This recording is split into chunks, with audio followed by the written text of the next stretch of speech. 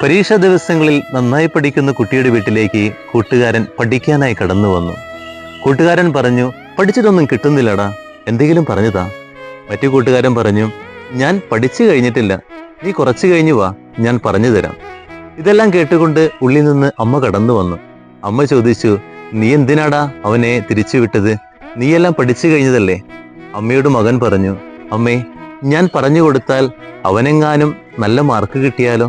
അത് വേണ്ട.